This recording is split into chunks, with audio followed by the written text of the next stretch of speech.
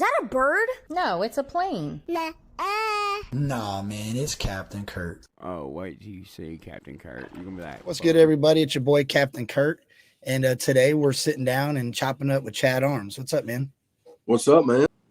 Yeah, I appreciate this, man.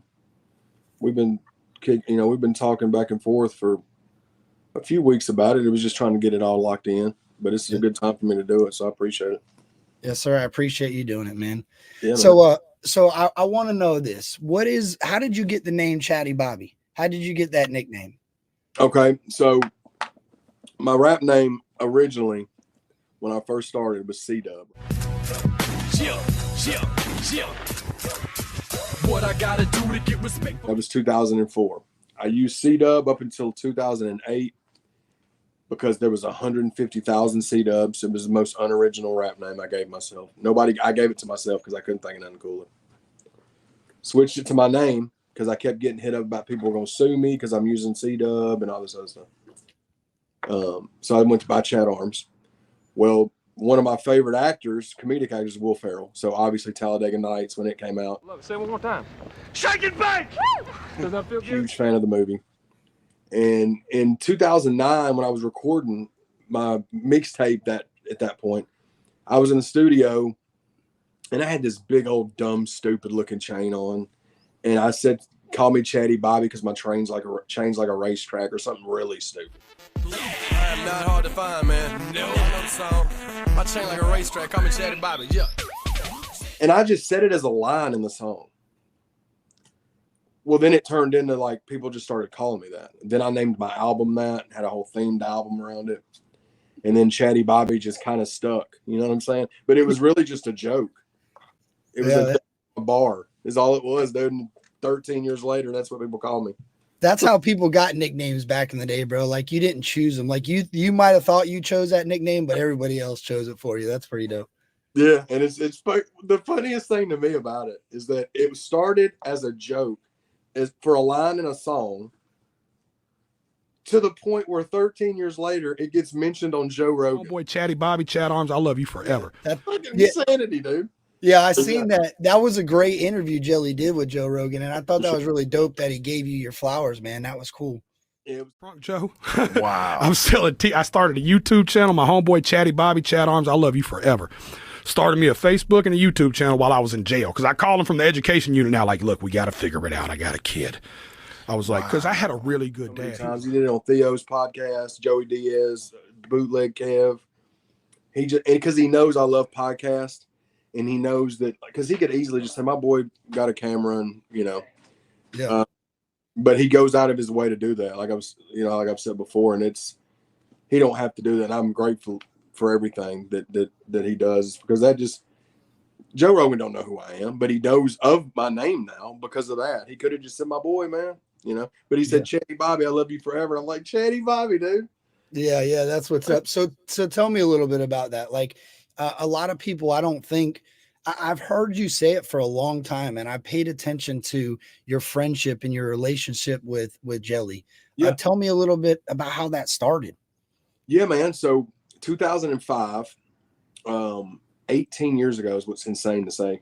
We were outside of a show in Nashville at the time. It was an artist named Cadence, who was a really big independent Nashville rapper, right? Mm-hmm. It was his album release party / birthday bash, I think. Well, we were cool with him. And his cousin, his name is Zach Crowell, he's the executive producer on Jelly's Whitsitt Chapel album. Oh, wow. But he's produced 30 #1 country hits. He produces everything from Sam Hunt. Well, we knew Zach because Zach was making us beats back then, or starting to. Well, he was related to Cadence. We went to Cadence's birthday bash. Jelly's outside. Jelly had the braids. This is when Jelly was doing Gambling on a White Boy Volume 1, bro. This was 2005, 2000, yeah. So he had just did Gambling on a White Boy 1. This one he was doing all the freestyle battles. He started working on his second mixtape. He had just dropped the one with Struggle. Him and Struggle did one called Halfway House back in the day that was really popular.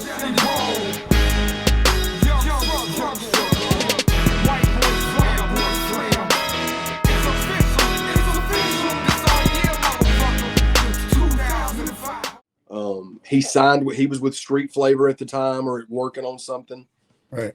Sonny and them. So we just started kicking it, bro, outside of the show. And, you know, during that, we were kicking it, hanging out. He came to a show about a week later that we had. And then, dude, he just started coming all the way out to my crib in Greenbrier, which is a podunk town. And he was driving from Antioch to Greenbrier just to come record with me. And me and my buddies, we had a group called Lyrical Royalty Entertainment at the time. My buddy Pudgy had started, and he just linked to, it was similar to like the Show Prove situation. There was 6, 7 artists. Jelly was just coming up there and knocking out features for everybody for no money.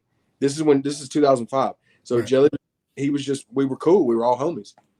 And then, you know, over time, me and Jelly just stayed super cool. Kept doing songs. I started Show Prove in 2006, which we'll get back to that. But this is all part of me and Jelly's story. Jelly gets locked up in 2007. He's in there for almost a year. Late 2007, I think, 2008 timeframe. So while he's locked up, his buzz is really good at the time. But it was MySpace. Right. It was when, you know what I mean? There was no Facebook. I mean, Facebook was for college kids. That's it. Oh, it was back when they were doing the MySpace music and you could put your, I remember them. So it was when and YouTube was a thing, but nobody knew what it was like that. It had been out like 2 years. Jelly's MySpace page, when he was in jail, I started running his page for him. And I started printing a bunch of his mixtapes up and selling them for him for people through MySpace. And we was using that money to keep on his books, get him commissary, get money for his family, whatever he needed, money on my phone, whatever we needed. So when he got out of jail at the end of 2008, I bought a camera from Best Buy. It was a 480. Wait, we're talking 3 years, 2.5 years, roughly. Is that what you said? Yes. Well, yes. I met him in 2005. Jelly was only locked up at that point for like a year. But the whole time he was locked up, we were running his page and selling merch and all that. And then my buddy, BJ had been shooting footage on camera, but it was the little mini DV tapes. Mm-hmm. We were making documentary DVDs and stuff like that back then. So I wanted my own camera, but I didn't have $1,000 for no HD camera back then. Right. I got the little Sony Handycam, but it was a 480p. But that was back when HD was brand new. This shit's so funny. It sounds so old, but it was the top of the line at the time. But now people would cry if they had to watch something in that format. Yeah. So like Jelly gets out of jail at the end of 2008. We got him a touchscreen phone. His girl got him a touchscreen phone. None of us knew how to work it because it had no buttons on it. Because that was when everybody had the little sidekicks or the Blackberries. And I was like, man, I got a camera. Or I can't remember. He told me to get a camera while he was locked up, and I got one. Or the timeline's kind of foggy. But I bought a camera at the very end of 2008. That's when I started Chat Arms TV. Mm-hmm. And then we just started filming footage because Jelly was on community corrections. So he had to be back at his home at 7 o'clock every night. So I was going to pick him up. I was laid off for the wintertime. My job was Slawworks factory work. I had like a 3-month layoff, and they were paying me like unemployment. Right. But I was just getting up in the morning, picking up Jelly, dude, going wherever we needed to go to the studio. We were there till 6 o'clock until I took him back home. And that's how that all started, man. And then we just kept building. That's when the freestyle started, the 10-minute freestyle. That all happened in January of 2009.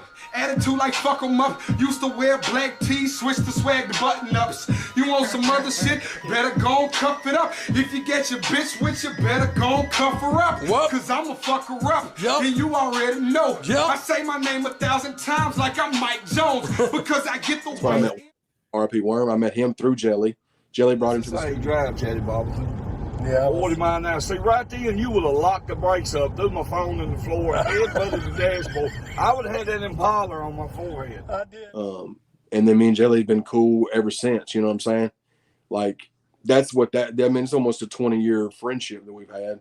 And it just started randomly, bro. I was a fan of his freestyle stuff, and he just started talking to us like he knew us his whole life. We just clicked, instantly back then.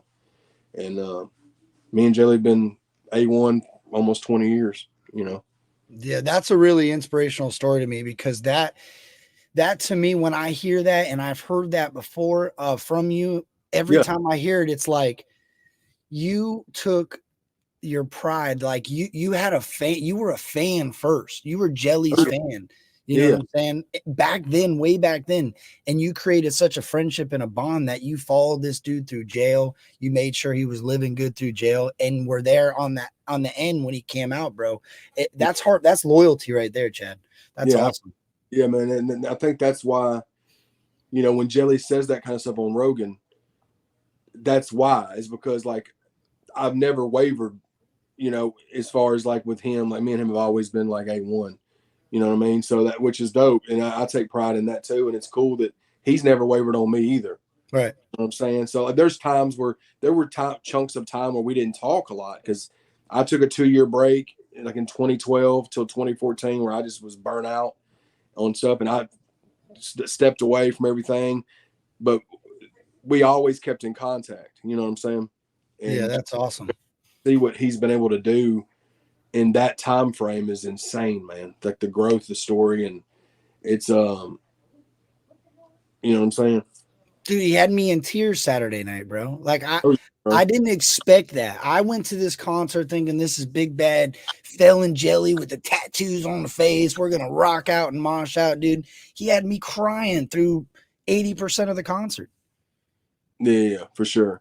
No, man. I mean, it's crazy how big that it's gotten, because I got to go to one of the shows on this tour, and it was the one he did in Huntsville, and me and One and Squints and our buddy Mark took us to that. Well, dude, seeing that in like a stadium amphitheater setting, and all of those people were there to see Jelly Roll. Yeah, it was 20,000 people or 18,000, however many people it was. Yeah, it's just crazy, bro, because like you can look on Chat Arms TV right now, bro, and we're sitting outside of a bar called the Rutledge at the time. Jelly's waiting for everybody to start coming in to make sure everybody pays to make sure he gets his money. It's at the beginning of this is 2010 when this happened. Yeah. Fast forward 13 years and he's doing that, bro. That's insane. Like he was performing on Jimmy Fallon, you know, it's just crazy. But yeah, man, it's just he's never stopped, bro. And he's never stopped working. He's just applied the rapper mentality as far as how he puts music out. He's just shifted it into the country like rock genre. Yeah. But he still has that rapper mentality as far as how he works and tours and cuts music, and he's still gonna rap too. He's still gonna put a rap album out with Stoner. That's still gonna happen for sure. But yeah, man, that's me and Jelly's. That's the cliff notes of me and Jelly. Like the freestyle obviously is the biggest thing as far as we go. You know what I'm saying? Yeah. People know about Jelly with me, and that was just one. He did that all the time, bro. That was just one of the times I caught it on camera. That's awesome, dog. And you know, he did a lot. I didn't realize he had a lot of influence in Florida. Like I knew when I was in there was 65-year-old China dudes. There was 15-year-old kids. Like it was crazy. I kept telling my wife, I'm like, yo, there's a lot of people here, because Chase Rice was performing. Yep. And I'm like, man, there's a lot of people here. I said, but the crazy part is when Jelly hits that stage, this is all going to just explode. Oh, and man. Dude, it was unreal. The best way for me to describe it, just like what you said, when we went to the Huntsville show, this is no joke. The people behind us, there was a group of girls probably in their mid-20s, younger girls, right? Like adult girls, but like in their mid-20s, like 6 or 7 of them. In front of them was 4 or 5 kids that was probably 6 to 10 years old. And in front of us was a couple that was in their 60s and the 70s, and the gentleman had compression socks on, bro. I know. That's what we saw, and that was the range, like you said, bro. And all different races, all different, like, dude, it was so cool, man. It's so cool to see that, because that just shows the reach that he has. Yeah, for sure. And when my eyes started watering, because I was just so happy. Just like, I feel like every time Jelly wins, every convicted felon or every drug addict that's ever tried to change their life and do better, they win. And dude, it was unreal. Like I would look around like, damn, I'm tearing up. And I look over and everybody else was too. I was like, yo, this is great. Yeah, I cry every show that I go to at Jelly's, man. Every one of them I cry. Yeah, I couldn't imagine what you go through, being the guy behind the camera, recording a 10-minute freestyle in a house somewhere, to sitting in a sold out 25,000 person arena. Yeah. And then he managed us to, we went to the Huntsville show, bro. I don't know how he did it. Well, O.n.e was standing next to us, and he's 6'4", 6'5". So like after the show, Jelly points, and he points to us in the crowd and sees us, and is like I love, like I don't know how he saw us. Right. Thousands of people standing up. Yeah. But it's just dope, bro. I'm super proud of him, man. And I'm thinking we and him are going to link up again and get another interview. We haven't done one in 2 years, and there's so much that's happened. But I think he'd mentioned to me before about doing another interview. So now that the tour's over and he gets settled down, hopefully I'll get to link back up and do another interview with him. Oh, that'd be awesome. Yeah. So what? Okay. So here you are, you're back in what you said about 2005, your friendship was Jelly there. You were recording a lot of stuff. Did rap come before for the videography? Like, were you rapping out there too? Yes. So I started rapping, so this is a funny story too. 2001 was 2002 is when I graduated, but my senior year of high school, I did Bubba Sparks' Ugly at the talent show, bro, which is so funny now. And I told Bubba this, and it's just full circle. Me and him worked together on me and One's last project, which was crazy. Hey. Baby. Yeah. Chad Arms, what up? Y'all know we come from the bottom. They yelling, get him, I got him. Bubba's super good dude. But I never had started writing yet. I did that, and I loved rap. I started listening to rap when I was like 13. I heard Bone Thugs and Harmony, Crossroads, and that was it. I'm a rap fan because I listened to nothing but country as a kid, because that's what my parents listened to, you know. So once I found out about rap music, Bone Thugs and Harmony, I went down that rabbit hole and then it was like everything else, Biggie, Pac, you know what I mean, anything rap, bro. But I didn't start writing rap till 2002, 2003, and I started saying I want to record. I was terrible. I was recording on a computer microphone with a sound recorder. I don't know if you remember the old computers where it had the sound recorder thing on it, and you could hit record, and you could get 60 seconds at a time, dude. Yeah. That's what I recorded on, and a little computer mic that sat on the top of your monitor. The monitor was 400 pounds. It was one of them huge monitors. So your 60 seconds were just your stems. Those were your. Yeah. But it was, and then I graduated to Cool Edit Pro, which is I still use today. It's Adobe Audition now, but that's when I started rapping, dude. I put out my first rap album in 2003. My buddy Smoke Corleone helped me put it out. I started rapping with him. I rapped with some buddies I went to school with too. We started doing mixtapes. And then my buddy Pudgy that I met, you know, him and my buddy Brandon E and my buddy BJ, it was Lyrical Royalty Entertainment. My buddy Casper, there was a bunch of us, Wicked, Rage. It was about 7 or 8 of us back then. Well, then everybody kind of just started doing the family thing because we were all young kids. We were all early 20s. Right. You know, my buddy Pudgy got married, had kids, started doing the family thing. And some of my other buddies started doing the family thing, having kids and stuff. Well, me and my boy Brandon E and my boy BJ just kept going steady with it, right? Well, I started Show Prove Ent in 2006 because I had seen so many people, not just in music, in general. Everybody was saying, I'm going to do this, I'm going to be that, I'm going to be this, I'm going to be this. And they would never do anything about it. They was just talking about it. So I was like, man, Show Prove Entertainment. I said it in a song years ago. And I was like, that's what I'm going to do, Show Prove Entertainment, right? That was 2006, man, February 2006. So wait a minute, hold on, don't brush past that. So the name even, you it sounds like you took the name Show Prove. You said a lot of people were about to talk and they weren't doing it. So the name actually come from the meaning behind why you made that label, like Show Prove. Absolutely, because back then, bro, you got to think 2004 and 5 when I started rapping, the internet, I mean, social media wasn't a thing at all. Maybe MySpace started around then, but like this was all just like anywhere we would go, because we were doing shows back then, but they were, I mean, 10 people there, 12, 15 people. You got to start somewhere. But I was just always that kind of person, even growing up as a kid, all the way through sports and all that. I would hear people talk so much stuff about they're going to be, you know how people are. Mm-hmm. They'll talk a big game up. And I'm not talking about any violence or nothing. I'm just talking about where they're going to do with their life, what they're going to be in their life. And I was just like, man, I'm just going to be about what I say. So I just was like I said it in a song. I was like, man, that'd be I wanted to start my own like independent label. And that was it, 2006. And then a year later, I randomly met Squints at some show we were both performing at in 2007 at some dive bar in a place called Gallatin, Tennessee, where we live at. I had no idea who he was. I thought he was dope. He thought I was dope.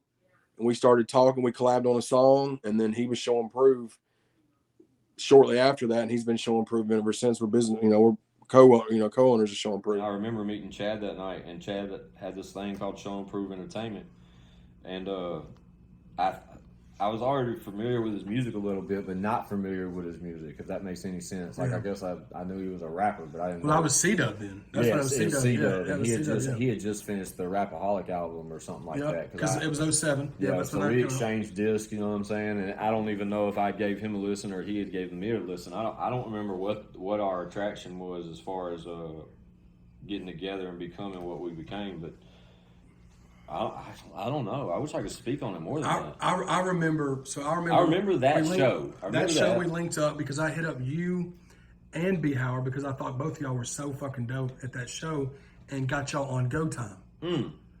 Go Time is a song that if you look up Chad Arms Go Time, you'll find it on YouTube. It's me, Squints, and B. Howard. See Dizzle, Squints, B. Howard. It's go time, man. We finna get him. Let's go. Whenever it's go time, we be on top of our game. Whenever it's go time, there ain't no blocking our lane. But that's how that started. Me and him was performing at the same not open mic. It was my buddy's album release party. Okay. And that's how that started. And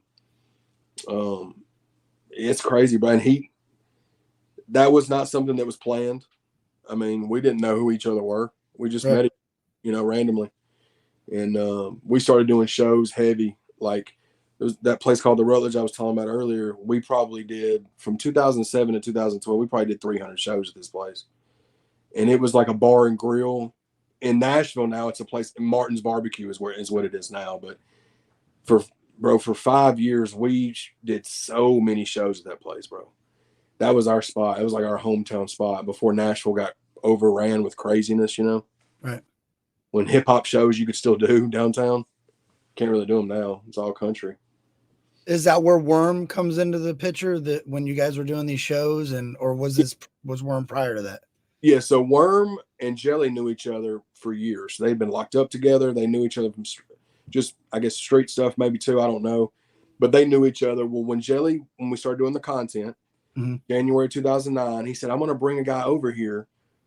His name's Worm," and I was like, Worm, because when Jelly did that Halfway House album with Struggle, he did it with another guy named Worm, but this was a different Worm, right? Okay.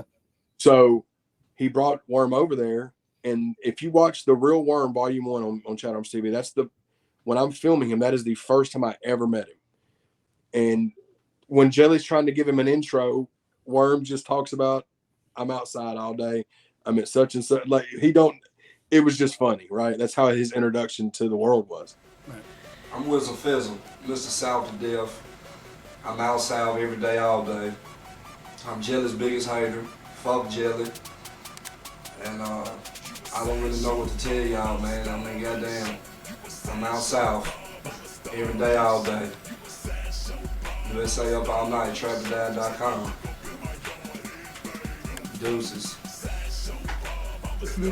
He just don't realize that people really gonna be on the internet now looking up trapallday.com. Like, and don't you try, he be rapping, so you try to take a dude who's just obviously not a rapper. He really just an old slick hustler and robber. You put a camera in front of him, I ain't signed up for that. His whole drop. And then I thought he was hilarious. Then I heard him rap. I was like, oh my God, he can rap too. And he's like the funniest person I've ever met. And I mean, dude, we worked on songs together, but I met him through Jelly and because they had known each other for years. And then he was Show Prove too. He got with Show Prove at that point. And dude, it was so much dope shit, bro. So much dope shit. But that's how I met him, was through Jelly. That's so dope. It sounds like your loyalty just in these couple stories. I mean, look at how your relationship is with Squints now. Look at the relationship you had with Worm, rest in peace to Worm. But now hearing this, it's like, man, Chad is really loyal to his people. You said that Squints owns half of S&P essentially, and I'm sure that you're probably a part of I Got Some Shit to Say halfway. So how that works is Squints' podcast, that's all Squints' podcast. Oh, wow. On Chat Arms TV, because Chat Arms TV, if you look at the first video on Chat Arms TV, it is a day in the life of Squints. The definition of cool mean is coming up, y'all. Y'all ready? Watch this, guys. Watch this, guys. Watch this. Who the fuck am I? Fucking cool guys. Fucking cool guys, damn it. We gang. I'm about to stab the shit out of you with this toothbrush. What? Y'all motherfuckers is lucky. What? Hey, you flight the number on my door too. So when Squints came up with the I Got Some Shit to Say podcast idea, it was during the pandemic, 2020. He was trying to figure out how he wanted to do it. He was doing it like this. He was doing it like Skype or whatever. He only did 2 episodes, but it was when everybody was locked down. They couldn't really go out and do nothing. He mentioned it to me. And at this point, Chat Arms TV was a dead YouTube channel from 2012 until 2021. Really? Yes. Because I have another channel that I do like movies and wrestling stuff on. Yeah. I was just using that one because I took that 2-year break from music in 12 to 14. And then after that, when I came back, I would throw a random song up on the channel here and there, but I just didn't pay no attention to it. We were like 13,000 subscribers for like 9 years. Right. Well, when Squints started talking about the podcast, I was like, yeah, I'd love to do something like that, bro. Well, 2021 hits. I start Chat Arms TV back up. We're doing all the content with Worm. Worm passes away. I don't know what I'm going to do. I got laid off from my job like 3 months prior to that, before Worm got out of jail again.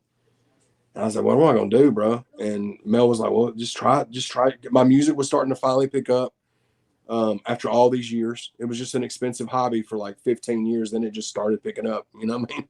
Yeah. And so I just like, I'm going to put all my chips on me with this and see what we can do. So we started doing interviews. I went and interviewed Leroy. And I met Leroy 3 months prior to that from getting a feature from him for an old album or whatever. I mean, 60% of the time I got in fucking trouble, it had something to do with Microsoft Word, bro.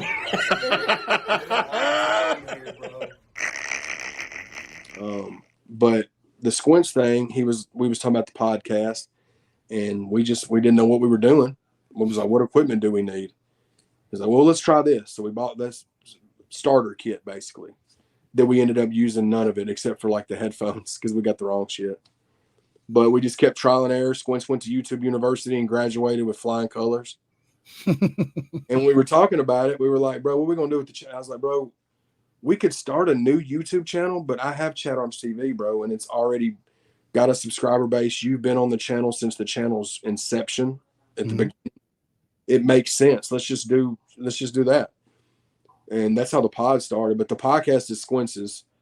It's on Chat Arms, my Chat Arms YouTube, Chat Arms TV YouTube, and then Show Prove is just we're co-owners of Show Prove. It's all kind of grouped under the same thing, you know. Yeah, it's just your guys' way of marketing. You can slide. I think it's awesome to watch, to be honest with you, and it makes it more like you're such a genuine person, and I think people don't really get to see that side of Chad. I think a lot of people see, oh, he was working with Jelly Roll. I think that's what I think it kind of shadows you a little bit, if that makes sense. It does because people didn't even know.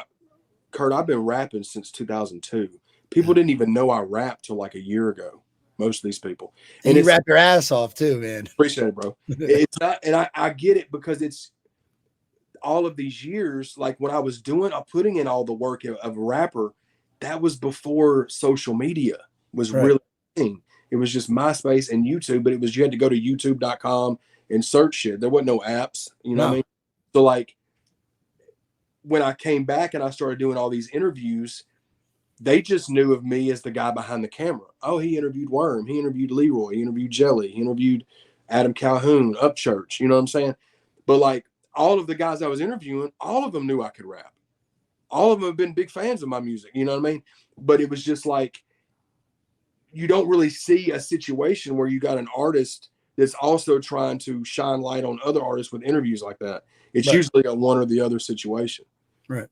But I like doing both, bro. And it's finally starting to come around, you know, that with this new album, I've been able to really gain a lot of respect from people that didn't really know I could do. I have a really solid fan base that has been with me for years. Yeah, I know. Yeah, but like the newer fans I love because they're just finding out about me. There's so many comments I've seen that's like, bro, I didn't even know you rapped till I heard Adam talking about you in his live on, you know, giving you flowers, or seeing you got a song with Adam Calhoun, or seeing Ryan Upchurch get on a song with you, you know. Because me and Jelly got 30 songs together, but it's before 2012. It's like from 2000. You got to dig. Yeah, you really got to look. Yeah. But like some of those, man, you know, those are all just like when we was in the trenches trying to figure shit out, man. Me, him, and Worm were all three splitting dollar menu stuff at McDonald's before we would go to the studio. Like, if you watch the Worm and Jelly show episodes, there's 2 of them on the channel, which are some of my favorite. It's my favorite content on the channel. Besides, I loved watching when you got out and you were following him around the day you got out. I thought that was fun. I think it was actually very close to the last couple episodes that you made with him. You were in his house and he was doing some shit in his house, and you're just following him around, trying to make him smile, because you could tell he was kind of down and just really didn't want to do it, but you were just there with the camera in his face. It was cool to watch. Yeah, he when we started getting back into it in February 21, Worm messaged me and said, me and Lex were talking, do you want to get the band back together to shoot footage? Shout out Lex, top dollar. Like, him and Jelly like were a big help with that. But like when he got out, man, I was like, y'all come over there and shoot footage, because he was at Lex's and we were just going over and shooting footage, man. And Ain't that when he had didn't he still have an ankle monitor on? Oh yeah, VHS. He said a VHS player on his ankle. Yeah. And but yeah, man, it sucks so bad that we lost him like we did, man. But I'm glad that we was able to get that month of content that everybody can go watch. That month of like just getting to see him, because I hadn't seen him in 4 or 5 years. He had been locked up, man. Right. And like, so as much as I hate that he's gone, I'm glad that we at least got that. Mm-hmm. And you know, and RIP Worm, man. But I hope that I know that he would be proud of what we're doing down here. And that's why we always make sure we honor him on every video, you know, always, because he's been an integral part in Chat Arms TV from the inception of it. Like a big ass hot tamale with wings on it. Probably feels like it too, because they like punch you in the face and then drag their butt across your face. Them fingers come out of butt. That is a hot turd is what that is. That's why it stings like that. That's hot poop. Because, I mean, what else comes out of your back end? Shit. Yeah. That is definitely shit. That man just sticks a turd in your face and flies away.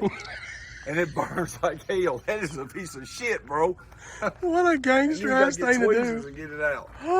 And then leaves a big old eye on your face. From when I met him, I met him less than a month after I started the channel for the first time. And me and him are completely different walks of life, completely different people.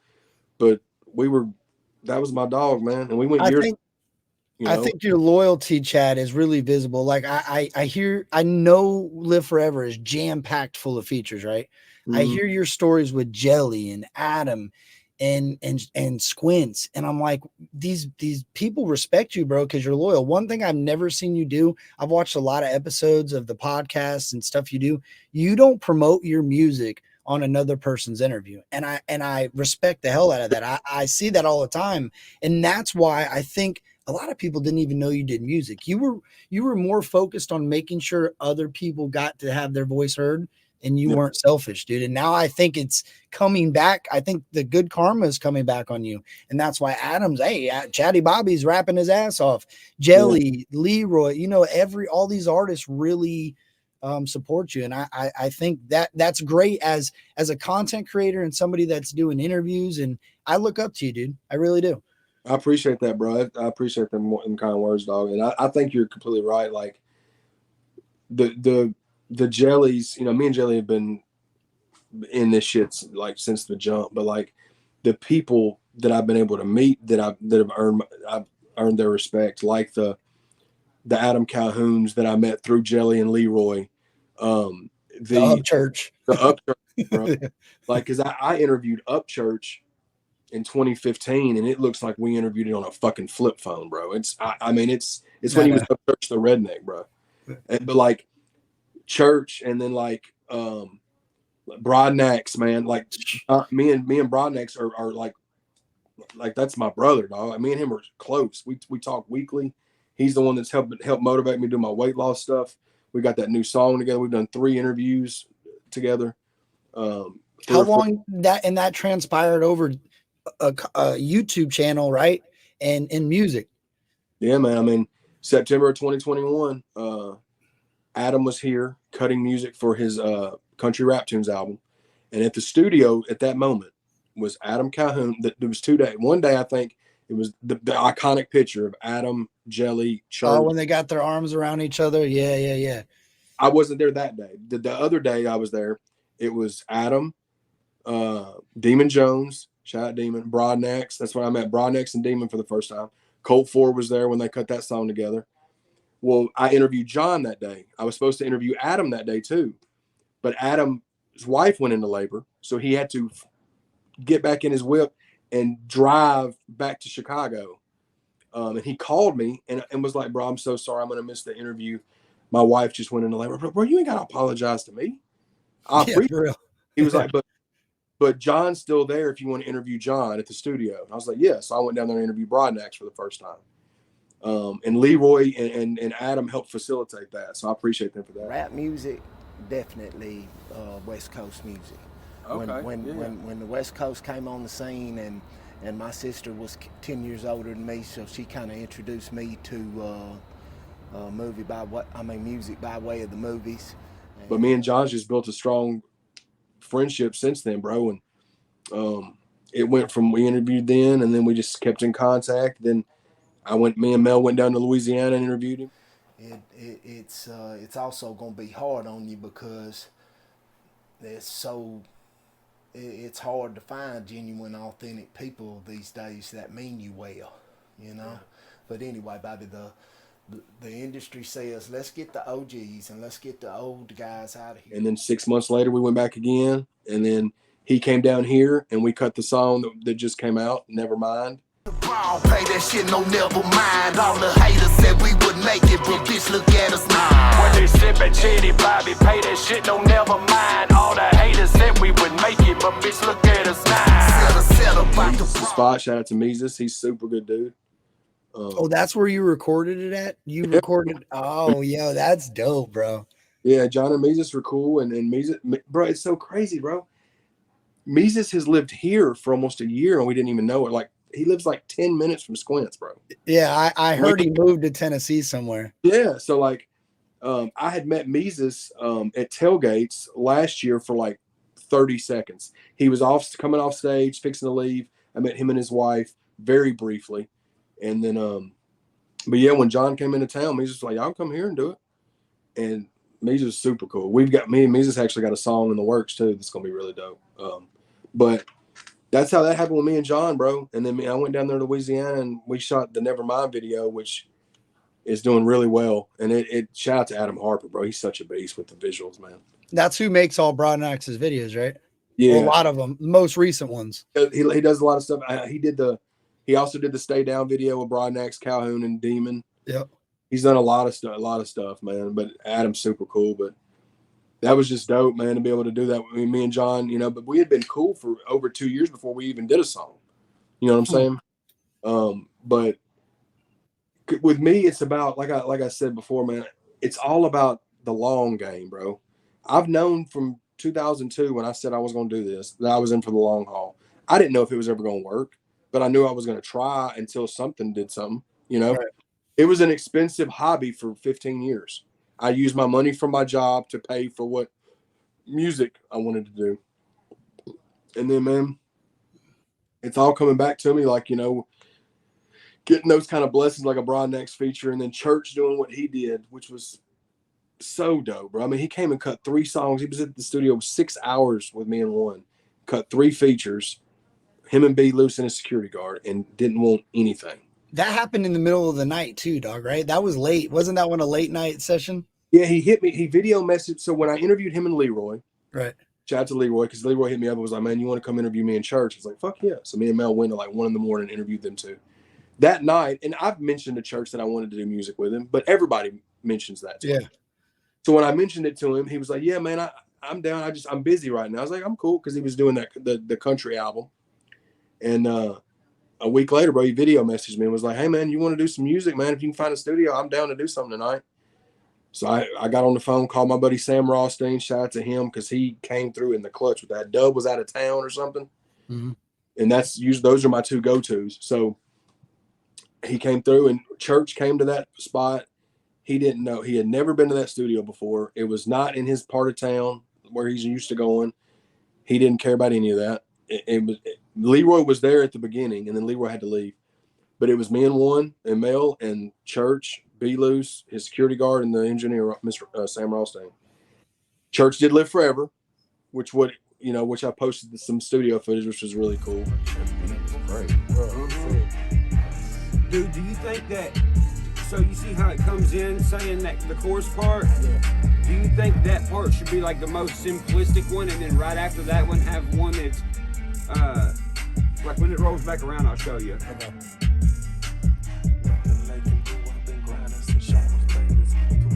And we did that, and then I think we went outside to smoke after that and chilled. He was like, you want to do another one?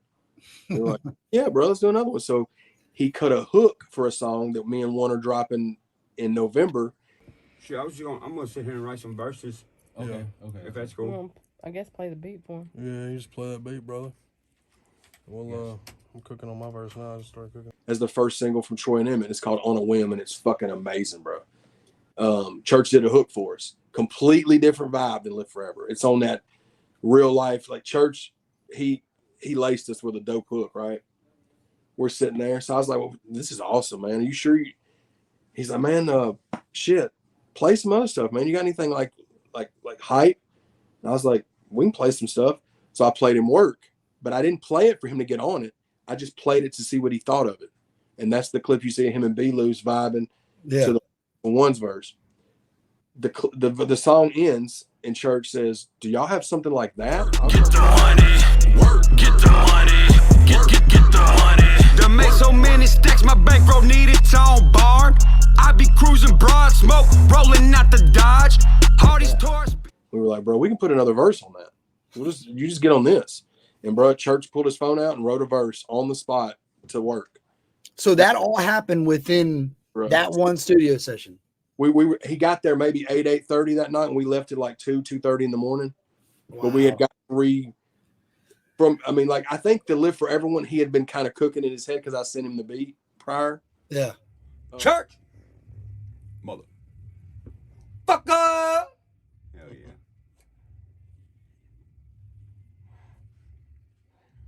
I'm gonna live forever, there ain't nothing they can do. I'ma be a staple, keep my ticket stub and boots. When I'm gone, you'll see the seed that fell from dead and roots. I'ma live forever, there ain't nothing they can do.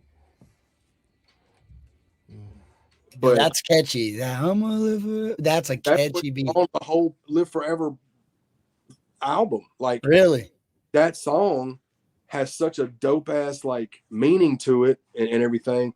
I asked him, I said, Church, are you cool with me calling my album Live Forever? He was like, fuck you, bro, do that shit. I was like, bro, I appreciate it, because that song, because I had a group of songs already done for a solo project, but I had no clue what it was going to be called, had no direction for it.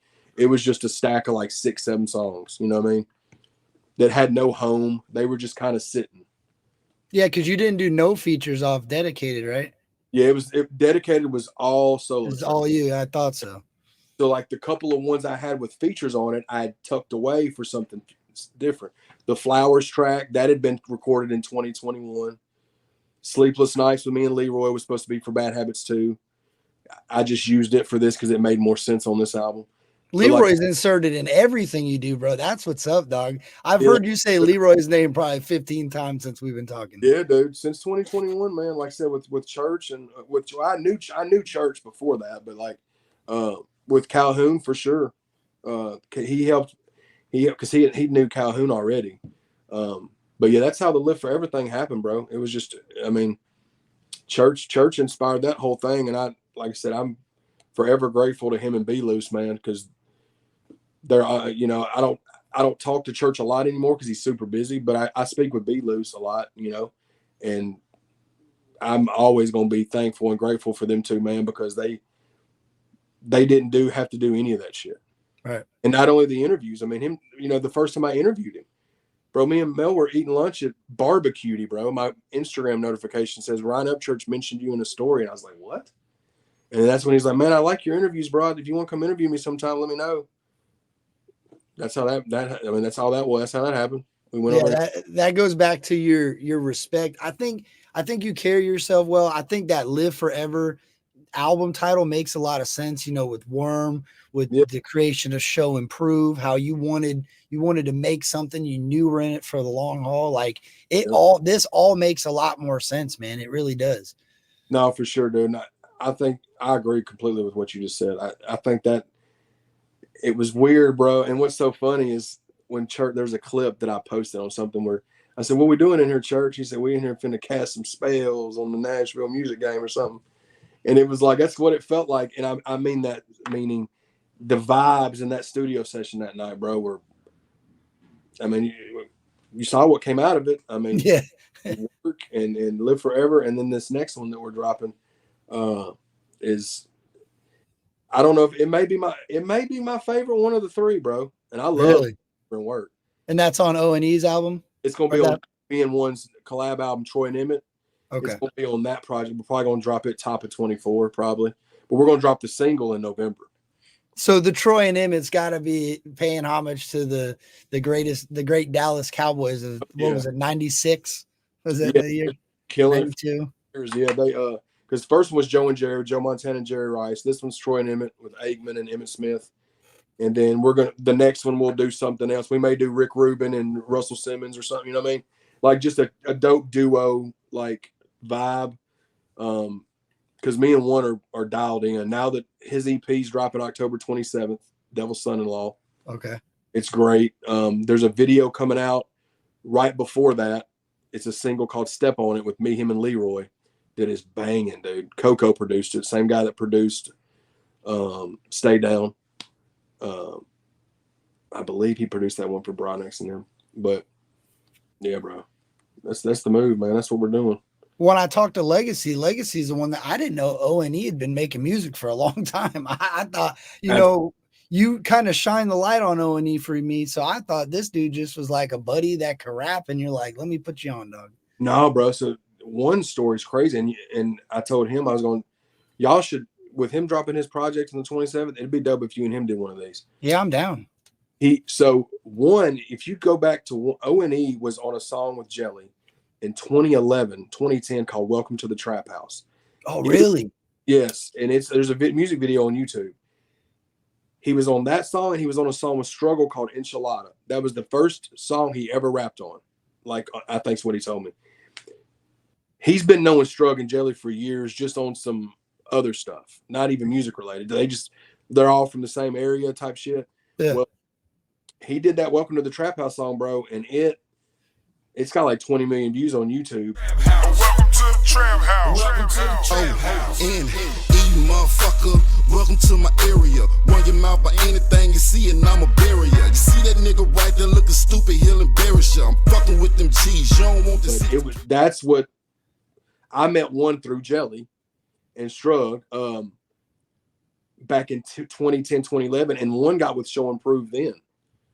And he was working on just songs and stuff, and then he ended up putting out a mixtape, but he never pushed it or anything. It was kind of when Dat Piff was popping. Mm-hmm. Everything was just different back then. He took a break because he was helping out with his daughter. He's got 2 kids. He was helping with his daughter get his family together. He took like a 6-7 year break. 8. It was some years, and then just came back late 2021 he got on the podcast on episode like 53, I think. Yep. We'd known one for 12 years, but he came back on the pod and was like, man, we talked about doing some music, and me and him did a song together, and that turned into Joe and Jerry, you know. But he's got so much dope stuff that's not even out yet. The stuff that's fixing to come out is fire already, but he's got even more stuff tucked away. So like he's been around since then though, bro. It's Twack too. Like Twack is another one in Show Prove. Twack's been around since Jelly, that time frame, 2011, 2012. You know what I'm saying? Same with Tin Man. Tin Man's just from Georgia. You guys build families, bro. That's what I learned on Saturday night. Jelly said something that slapped me in the face. He's like, this ain't a concert, bro. This is a family reunion. Yep. And I look, dude, you know how many people I grew up with that were in that stadium just hanging out? And I didn't see them, but bro, it's insane. And it sounds like you guys just build a family like Twack, dude, O.n.e, Legacy, Leroy, A-Cal, Upchurch. Like you guys all have this really tight relationship. And that I feel like that's what Live Forever came from. But I also know Adam Calhoun talked about something in the last song on his last rap album about doing things for this community. I don't believe that you even represent country rap. I think you rather take the word Southern rapper, which I agree with. I think country rap is a stupid thing to say. I try not to say it as much as possible because it's really just Southern hip hop. That's all it is. But I say it is Southern hip hop, yeah. So when you took all these Southern hip hop artists that nobody really knows about because they're all independent, they're all underground, and you shoved them on Live Forever, like, yo, that what other way that's the best way you can pay your respects to your fellow artists, bro, and your friends. Yeah, man. And Legacy's another one, bro. So I'm at Legacy, 2012, 2013. Me and him did our first song together, like, I don't know, 2015, 2016. This is still one of my favorite features I've ever done. I love that song. It's a song called I'm Just Trying. I'll find it. I'll send it to you. Yeah. Burning Down, I think that's what it's called. But like Legacy is so talented, bro. He's one of the dopest rappers, dog. And he's been around and we've been homies for years, but like it just made sense for him to join Show Prove, man. Like he's always been the homie. And same with Tin Man. Like Tin Man's getting back into music, but Tin Man's been doing it since. Here's a fun fact: Worm. I'm sorry, I'm laughing. I got to tell you a funny story about Tin Man. Tell me this, but don't go past the Tin Man thing. Yeah. So Tin Man was on Worm's album 80 that has 85 Cutlass on. There's a song that Worm and Tin Man did called 85 Cutlass. That was in 2011, bro. Tin Man's not even from here. He's from Georgia. He came up here to cut music with Nashville artists. You know what I'm saying? Then he got with David Ray and them and did some stuff with them. And then he kind of fell back and was doing like the family thing. But when he started coming back around for music, I was like, bro, it only made sense. And Tin Man is different, bro. Like that dude's ability is so, him and Legacy both. But yeah, man, Chucky Velvet, same way.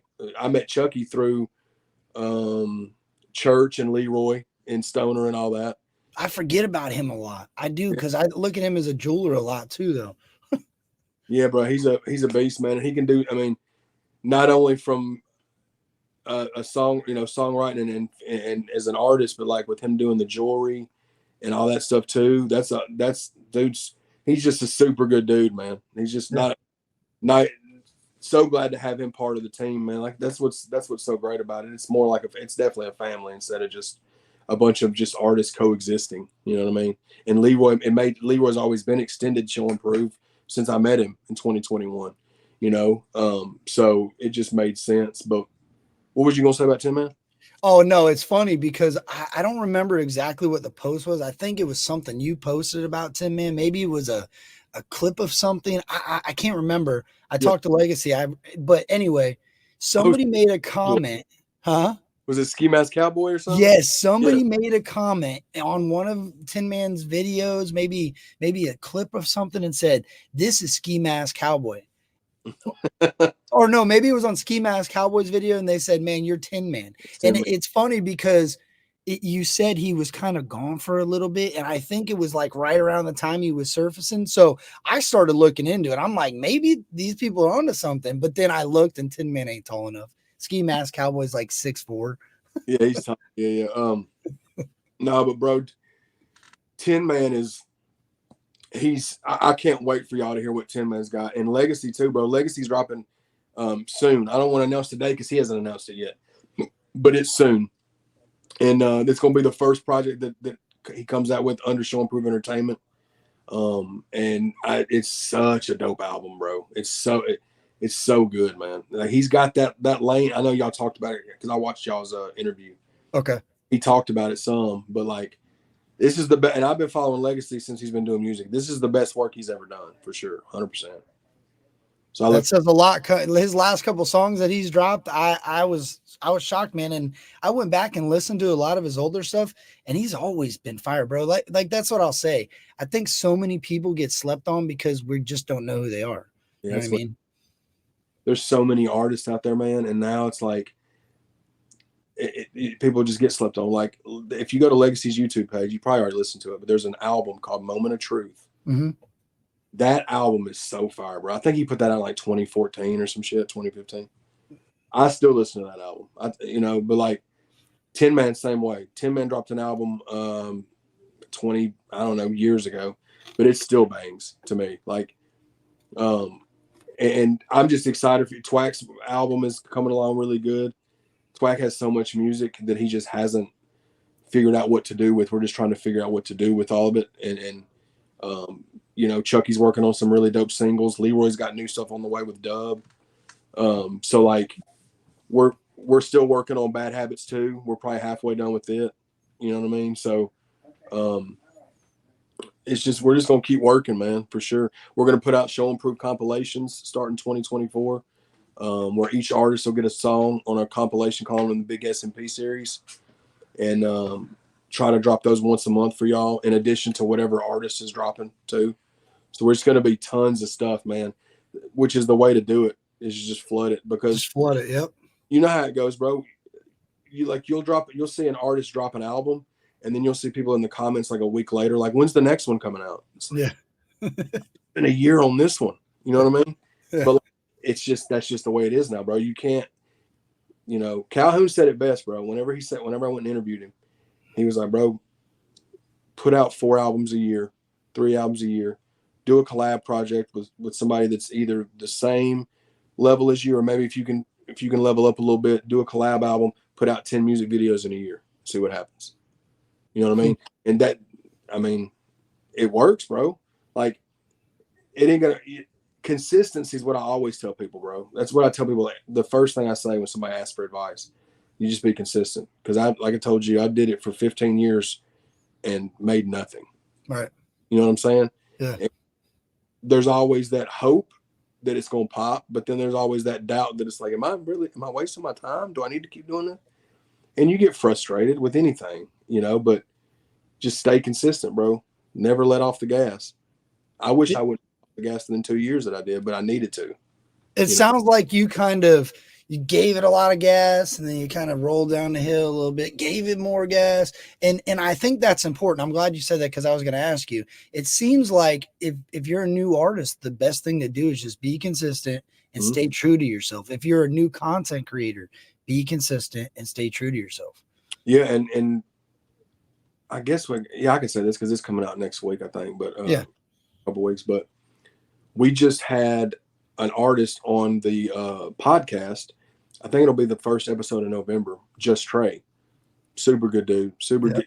Yeah. But it doesn't mean pull the trigger for blood. I'm motivated because I know what it's like to lose in a fight. There's someone you love standing inside of a room full of ivies, and I be the one that's been holding and that's what we were telling him, and that's what he's doing. I mean, he's dropped 3-4 albums this year. You know what I'm saying? This is his first year dropping albums. He's gonna drop 4 or 3. No, he's dropped 3. He's on his 4th. Yeah, the 4th one drops the same day one drops, the 27th. Yeah, me, myself, and I. So y'all check out that too. But he's a really good kid, man. That's the first time we saw him. He's Leroy's age. But we shot an episode with him, and he's just and what's crazy, man, when we were doing the podcast interview, he was like, bro, you know what's crazy? 3 or 4 years ago, I was commenting on your YouTube video saying, man, I want to get a Chat Arms interview one day. I was like, really? So I was like, well, bro, next time you come down, we'll do a Chat Arms TV interview too, But him and his lady came down and shot a dope episode. Dude's got talent, man. He's determined. and he does everything himself. She does his videos. He mixes and masters his own stuff. But shout out to him though. Ain't that crazy, bro? Church sees this dude, and I've always told my son this. I'm like, bro, because he always asks me, he's like, why do you always make YouTube videos? Why are you always doing this? I'm like, because one day somebody grabs that video and it takes off. If you don't have nothing to back it up, you're just gonna wash under the rug, dude. And it just came out swinging, dude. Yeah, man. Yeah, that's why we told him, we said, man, just keep doing what you're doing, because the work ethic is there. You're continuing to improve. You're dope already, but you just keep doing what you're doing. I just say that to say about the consistency thing, about like that's what it's about, man. With me, that's what it's always been. I mean, if I wouldn't have been consistent, I wouldn't be where I'm at now. In addition to being just a genuine person, that's a huge part too. But the consistency, you can be genuine all day, but if you're not consistent with your material, then you'll just be spinning tires, you know. I think your loyalty, though, really, I believe that, like, listening to you talk, because you could have very well just said, fuck Jelly. You could have said, I'm doing my own rap shit. You're in jail, bro. Let me take off. Like a lot of people, I've been locked away. I've been behind bars, and your enemies or your competition usually take that as their opportunity to pass your ass up. And you said, nah, I ain't doing that. And that was my buddy, man. And, right. You know, when Worm was locked up this last time, we didn't talk but a few times here and there. And we spoke about that. But like he was saying, he was like, you know, your friends, you know, they'll be there when it counts. They might not be there every step of the way. But he said it when we was riding in the car that day, because I felt bad about that, bro. I felt like, man, I should have been there more for him. But he was like, no, man, when I called you, you were always there when I called you. I just didn't call you a lot, you know. Right. And with Jelly, like that was, and that's what's crazy, bro. That ain't even never something I think about. Like I would never even think about, like, that never was a thought about that with Jelly. But it is with a lot of people that are like that, and it's unfortunate. But yeah, dude, that was a crazy time, man. I remember, you know, them jail calls a lot, bro. Like him calling, and we even got it as an intro on one of the little mixtapes. Like he's promoting something, and then you said you have 60 or 1 minute left on this jail call or whatever. And then the call ends and you guys start rapping. Yeah, I forget what song that's the intro, and then song 2 starts playing. Yeah. And yes, that was wild, man. But that's all part of the crazy story, dude. And then like full circle, you know, Hulu does the documentary on Jelly, and then ABC contacted me. Crazy. Using footage for the freestyle. So I sent them the freestyle. I sent him all these Jelly videos, right? And then I sent him a random 2005 footage of us at O'Charlie's that my buddy BJ shot. My buddy BJ, the DJ I was telling you about. Yeah. This was 2005, bro. I didn't have no camera. This was 4 years before I had a camera. He had the little mini DV tape. I sent him that. Well, a small clip of that and a small clip from the freestyle went into the documentary as like B-roll. But that was just dope. I mean, it's just to see that, you know, it was just crazy that's how long ago that was. It was almost 20 years now. Yeah, that's nuts, dude. Man, I was going to ask you how you kind of pick your features, but I think your features pick you, dude. It sounds like these people friend you and just want to work with you, dude. And that's so dope.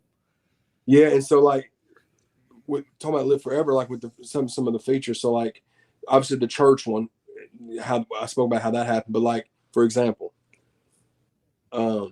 the Broadnax one, never mind. Broadnax was originally supposed to be on Represented with me and Project Pat. But when I found out I couldn't really get a video for that song, he was like, let's try something different. Let's do one. Let's just do us do one. I was like, bet. So that's how Nevermind happened. Me and Broadnax has been wanting to get on something. It just hasn't worked out. We was going to do a remix to Origami with me and Worm.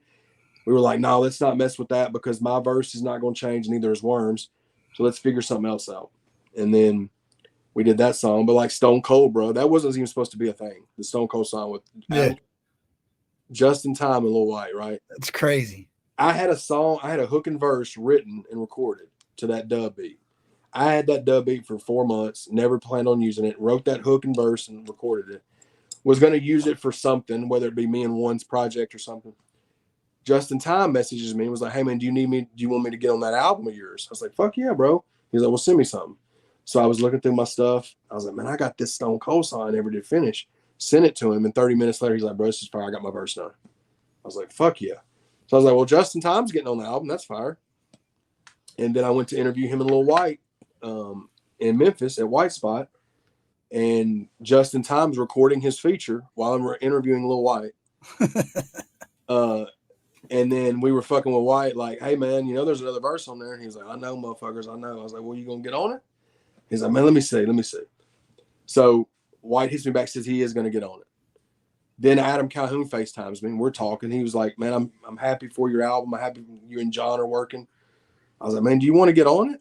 I know you're busy. He was like, send me something. I'll try. Because this is when he's promoting The Brave too, bro. This is like crunch time. This is like a week before I need to get my album turned. I was just going to ask, is that when he says, man, I just sent my last feature out of the year. I cranked one out for Chad Arms. He was live and he was sitting in his bathroom. Is that the feature he was talking about? Yes. So like I sent him Stone Cold, and it was just me and Just in Time on it at the time because White hasn't sent his verse back. Adam was like, I like that shit. Send me the instrumental. And he sent me the instrument. I sent him the instrumental. A week later, bro, I'm sitting here where I'm sitting right now. It was like late Friday night. He calls me, FaceTimes me. He's in his studio with his headphones on. He's like, man, he's like, dude, I got you. This verse is kicking my ass, but I got you. And I was like, hell yeah, bro, I appreciate it, dog. And Adam, same thing as church, didn't want nothing. I said, bro, you don't want nothing? He said, I don't want anything. Just in Time, didn't want nothing. Lil White, didn't want nothing. They just did it, bro. Because me and White's another situation, bro. I met Lil White in 2009 in Memphis. My buddy Fat Boy had a video shoot, and I went up there and got to shoot content with Lil White. That was my first time ever meeting him. And then we did another one when he came into town, and me and him were cool and have been cool all of this whole time. And then I've done 3 interviews with Lil White now, and he's never asked for anything. He's got on the podcast. He's never asked for anything, bro. I mean, this guy, when I heard Lil White on his first album, you couldn't tell me he wasn't the hardest rapper in the world, bro. In 2003, when that album dropped, yeah, he was, no doubt. Mafia Beats was everything to me. Like 3 6 Mafia is my favorite, like, group. You know what I'm saying? So like anything they dropped, I was listening to. And when I found out they had this white dude writing, I was like, who is this dude? Mm-hmm. And then I found out he's the same age as me at the time. I was like, bro, this guy's 20 years old. And he's like, what? And he's rapping like that. And he's rapping with 3 6 Mafia on top. Cause I know what you're saying. Like at that time, I'm 36, bro. And music was really different when I was growing up. Like you couldn't get away with wearing, a Metallica shirt one day to school. Like Joe Rogan and Jelly were talking about it. And they're right. Like now to see that, it's like, yo, this is badass, bro. Little White's jumping up with these 2 black dudes, rapping his ass off, talking about Oxycontin and feeding Doritos to a tree, dude. No, it was, yeah. It was crazy, dude. It was crazy, man. White's is a real one, dog. Me and him's always been A1. Like, and it was so dope too, because like I met him 2009, I think is when we did that first one. And then 2010 is when him and Jelly started doing music together, and Jelly and him and BPZ, RIP to him. They did that Snow album on the Hypnotized Minds, White signing to White Music. Like, it's just so crazy how everything intertwines, bro.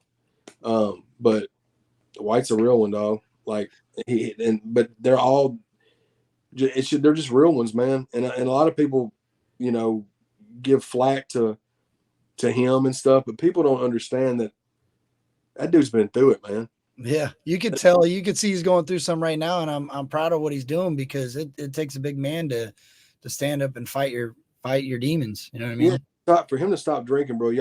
Anybody that is familiar with him at all knows that was not easy for him to do, bro. Right. Man has not drank since, I forgot how many days he is now, but like since his last time when his wife Nicole reached out. We're close. Me and Mel are close to them. Well, she reached out and was like, White's starting to get hit up about interviews. Before he did any other ones, he wanted me to reach out to you first. And I was like, of course, I'll be there. When do I need to be there? So I drove to Memphis, And then I ended up interviewing him and Justin Time as well. That'll drop sooner whenever they drop their album. But oh yeah, they got the whole EP, right? Oh no, they got a whole album, right? Justin Time and Little White, yeah. It's banging. It's so good. I was there when they were recording in this was crazy. December of 2021, me and Mel went to Indianapolis and they recorded a batch of songs. I think they are using 2 of them, maybe 1 or 2 of them from then, but they've been working on it since then. You know what I mean? And yeah, the Redneck Rave needs a Little White. That's gonna be crazy. Having that Justin Time and Little White. Oh my gosh. Yeah, and then like they did such a good job of blending styles because White rapping on the country rapish style tracks with Justin, but then Justin rapping on the like 360 trap style. Yeah, they did their damn thing, man. And and I'm not gonna spoil none of the features because they haven't announced them, but they got some crazy features on there, man. The album is really dope. I'm looking forward to everybody hearing it, man. You know, I haven't heard all of it, but I've heard a good chunk of it. When I went there, they was playing it for me, and it's really good, man. It's a really, really good album. They're gonna do big numbers with it too because people have been waiting on it, and it's good, dog. It's really good. Well, I'm excited to hear that. And you know what? I also heard you say something. I heard you say Bronax wanted to make a song with just you instead of taking the opportunity to work with Project Pat. Like that shows a lot about his character, dude. Yeah, he's a real one, dude. Because like we initially planned on me, him, and Pat, and then it just cost a lot of money to get features, like video appearances for features. Yeah. A whole different animal. So when that, and Pat's the homie. Like I met Pat, crazy Jelly, and Jelly's security guard, Country man, Pelvis Presley. Yeah. Tall guy with the grill. Like anytime you see that tall dude with the grill, that's Country. He's always with Jelly. And he's the one that does the food truck, Jelly's food truck. No. That is Jerry G. Okay. But they're all the same group. Yeah, they're all the same. Yeah. Well, he's Pat's main security guy. Country and a guy named HB. Well, when we were at Tailgates last year, I hit up Country. He was there. I was like, bro, because Country got on the podcast when we were up there with Boston. And he was like, I was like, man, is there any way you can give me an interview with Pat? He said, yeah, I can put that together for you. He hits Pat up and was saying, hey, man, my buddy Chad Arms wants to do an interview with you. He goes, all right, cool. What we doing for? What we talking about the price. Yeah. He was like, no, he's me and Jelly's people. He's family. He was like, oh, we'll do whatever he wants then. So me and Mel went to Indiana or Cincinnati, and Pat had a show late. Like we were supposed to interview him at 10. He didn't come to the room till like midnight. He had a show at like 1:30 in the morning. So in that interview, the first 15, 20 minutes is before his show. This is a big moment for me, man. This is one of my favorite rappers of all time, dog. Project Pat. You tell that to all the guys, don't you? No, man, I don't, man. Pimp C and you are right here, 1A and 1B, dog. Pimp C, he's one of my favorites, yeah, for real. For sure. But I wanted to say thank you so much for giving me this opportunity. I want to shout out Jelly. I want to shout out Country for making this happen. Hey, man. Shout out to Jelly and Country. Shout out White, too. Lil White was White. Yeah, that's family, too. But we're just going to sit and talk to Pat, man. Then Country takes us to his show, and I think we're just going there to watch it. When they bring us up on stage, Pat lets Mel film him do Chicken Head. He posted on his Instagram. That's awesome, dude. Yeah. So I'm like, what Kurt, this is my favorite rapper of all time besides Pimp C. Yeah. It's not just like, oh, dope, I'm getting to go. This is the GOAT. Project Pat to me is the GOAT. Him and Pimp C to me. Yeah. So like, we get done doing that. I'm like, we got like a 20-minute interview. I'm like, okay, this is awesome. We get back to the room. Pat yells across the parking lot, y'all gonna finish the interview or what? I was like, yeah, bro, let's go back up here. Bro, we went back up to the room. We stopped the interview because Country was falling asleep. And Mel was falling asleep. Yeah. So like Pat was like, man, I think Country's ready. He's tapping out, man. So we would have kept talking. No way. So you guys are just you're in a hotel room. Yeah. Right? And then like Country's asleep on the bed. Mel's asleep in the chair. Like, and me and Pat are just sitting there talking, man. Pat, Dude, you're living your dream at that moment. No, you didn't give it. It could have been 4 o'clock in the morning for all you cared. It was 4. It was like, Well, man, when the album Mr. Don't Play dropped on the whole 200 Billboard Awards, they announced it on MTV. Yeah. When the guy said, such such number 1, such such number 2, such such number 3, this was exact words. I'll never forget it. He said, and a guy by the name of Project Pat, whom we don't know who he is. It's number 4. God. When it ended, I was like, bro, you don't understand how much this means to me. He's like, man, it's all good, bro. Y'all, you they're people, you my people. And then he was like, what's your Instagram? He started following me and Mel on Instagram. We didn't even ask him. He just started following us. And then he's just sitting there talking to us and stuff. And, that's how that happened. But that, again, was Country, who is my dog for, I love Country. That's the homie. But as soon as Country said, no, he's Jelly's people, because Jelly and Pat are so cool, he was like, oh, we'll do whatever. Like, Pat doing that for me, Jelly didn't even know it till I posted a picture saying I interviewed it. He hearted and he was like, hell yeah. Like, he didn't even know that he had got me that. You know what I'm saying? It was just yeah. But it's just cool how everything's intertwined, man.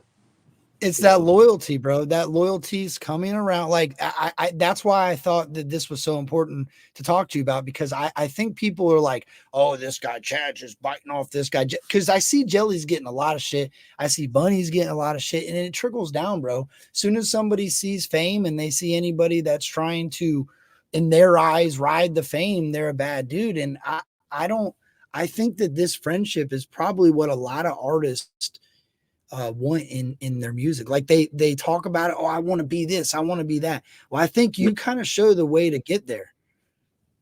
Yeah. And the sad thing is, Kurt, I appreciate that.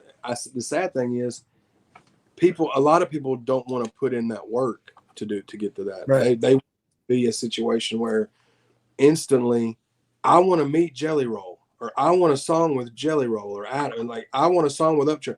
It's like, that's not how these guys operate, because for one, they don't need the money. They don't operate on money.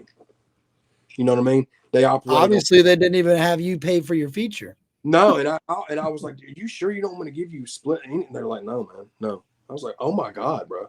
So, but like that's what is dope about it, is because people don't understand that, and I get it. Some people just don't know, and then some people just don't care. They're just worrying about themselves. Right. But it is what, I wouldn't change anything that I've done. I think I've done everything the correct way. I mean, obviously I've made mistakes in my life, but like, as far as my music goes, the way that I approach it is why I'm getting the blessings. Like you were saying, it's taken a while, but again, it's just, you said it in the beginning of the interview. You said, I knew this was going to be a long haul. I knew this was going to be an expensive hobby. I think you kept you kept Chad. Like, Chad remained Chad through and through. Yeah. You created friendships. You might have had your ups and downs through your normal life, but you stayed consistent with your music. You stayed consistent with content, with something to present it to. And I think you earned the respect from I think people enjoy being your friend, Chad, is what my point is. And I know a lot of artists want features, like you said. Oh, can I get a song with you? Can I get a song with you? But nobody really builds relationships and friendships. They just shit on everybody and expect to just jump to the top. And it's crazy. It doesn't ever work out. I mean, it may get you some attention, initially, but then there's no shelf life to that. And that's just not how I deal anyways. I refuse to engage in any kind of negative stuff, because I've got too much positive stuff going on in my life to where that stuff, I already know what that stuff is, and I just stay on the other side of the road. You know what I mean? You know how I got to the Jelly Roll concert, right? So a couple months back, maybe it was about maybe it was almost a year ago now, there was this struggle, supposedly dissed Ryan Upchurch in a song, right? And I made a reaction video to it, and it was the Yellow Wolf song. It was Alligator Boots. And I was like, man, this is crazy. So I made a video, and Struggle contacted me, and we talked, and we went live, and he kind of squashed the rumor, and pretty much, and because I was a man enough, I guess, to pick up the phone and talk it out rather than just spread those rumors, That's how I got the tickets. And it was crazy because I didn't even expect that to happen, bro. I expected, you know what I'm saying? We were going to talk it out. We're friends, squash it out and whatever. I got a lifelong friend out of something like that, dude. That dude hits me up, tells me happy Father's Day, happy birthday. Like I didn't know struggle. I didn't know, like, that is a big representation of what Jelly's doing, what you've been doing. That was in your group. I heard you say Struggle's name multiple times. And it's like, y'all are good people, man. Yeah. And I haven't, my relationship with Struggle, me and Struggle have never been close. We've always been bros. Like, it's always nothing but positive stuff on each, like his way and mine. I was always just closer with Jelly. But I knew Struggle. But I mean, I met Struggle back then, 2007 or 8 or whatever. I didn't know Jelly and had been friends for 20 years. I didn't know that. Yeah, me and Jelly and Struggle have a song together from 2010 called "Life We're Living." That's on my Chatty Bobby album from 2010. Like, but yeah, and shout out to Strug too, because like him doing that tour with Jelly, man, that's getting him on a whole another stratosphere of eyes and ears. You know what I'm saying? And I mean, he was on every one of them dates, man. He didn't miss a date with Jelly. He was right there. And then he brought Little White out there too. I seen that. He brought Little White out in front of all those people. Like, that's gotta be, man, that's so respectable to see Jelly just taking all this success that he's earned with the help of his friends and just giving his friends the flowers as they go, dog. It's beautiful. Yeah, it is, man. It is, man. I'm truly grateful for it, for all those guys. Jelly, you know, everybody that's ever helped me along the way or is helping me now or whatever. Like, I'm just thankful for all of it because it's what I've always been working towards, and it's finally starting to work a little bit, you know.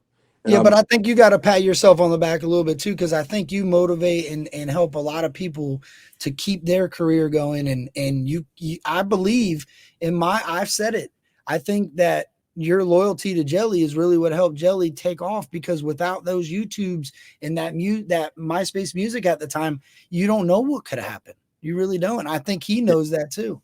I do. And I think that's why he makes it a point to give me my flowers like that on those big platforms, because it meant so much to him. And for me, you know, back then we were just doing what we thought was the right thing to do. You know what I mean? Like, that was my buddy. He had a dope freestyle. I posted it, but like, that's just dope that like he sees that and he, you know, and it's not one of those things, because a lot of the times, man, you know, that doesn't always work that way. No. When artists get big off of something, you know, huge. He's huge, bro. I couldn't. Saturday night really put it in perspective for me. Like, you see these shows on Instagram, you're like, oh yeah, there's a lot of people there.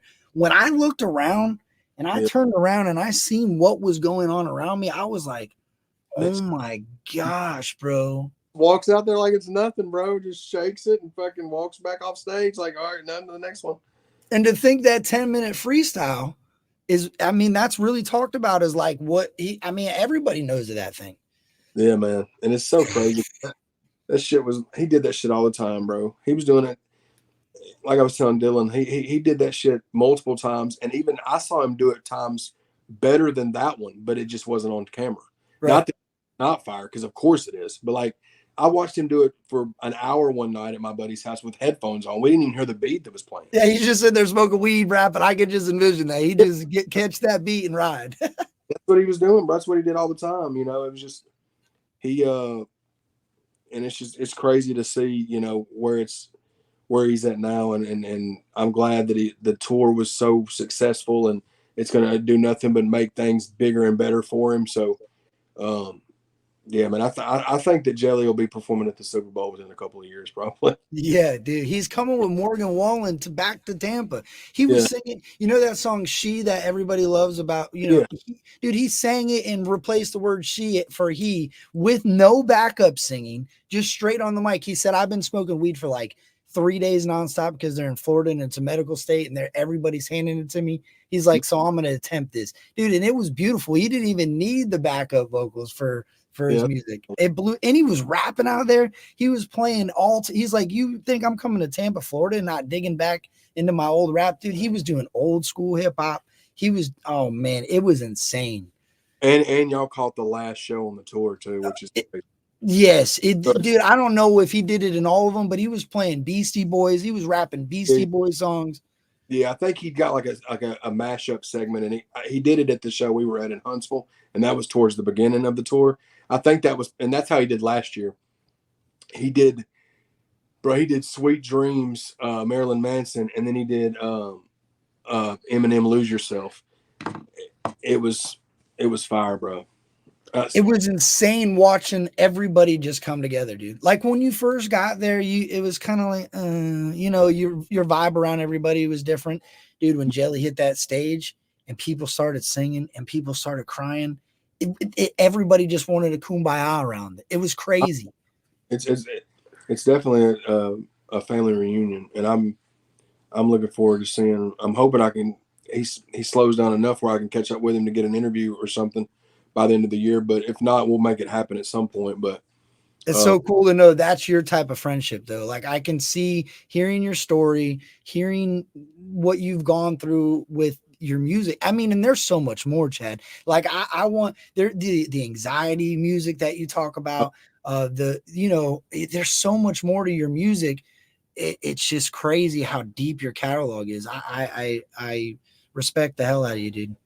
I appreciate it, man. And the anxiety one, that's my biggest song to date. The next solo project that I release is going to be an entire project of those type of songs. That song, when I'm really dealing with anxiety, that song will get me out of it because it allows me to connect to somebody else that has worse anxiety. And AA and shit taught me that. Like when I went through recovery, I had to realize somebody else has it worse to realize my shit ain't that bad.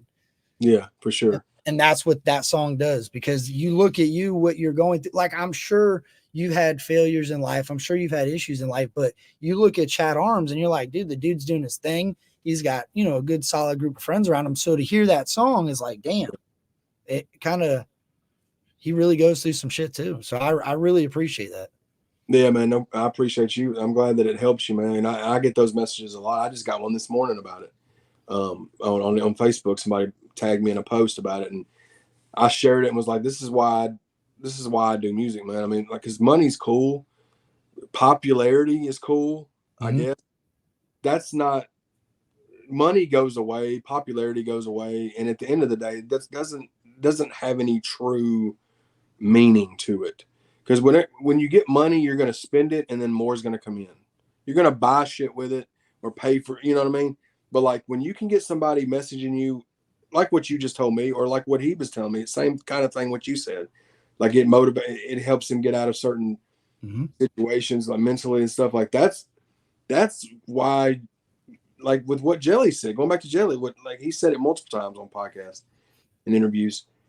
If the song doesn't have a why, like, then what are we doing making it? If there's not a why to it, like, why are we making this song? What is it?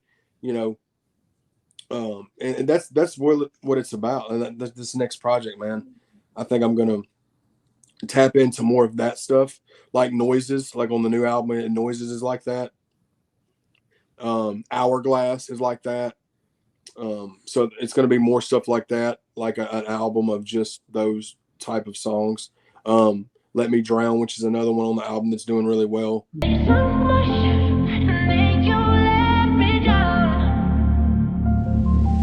Yeah, this one's for them underdogs that's left to die.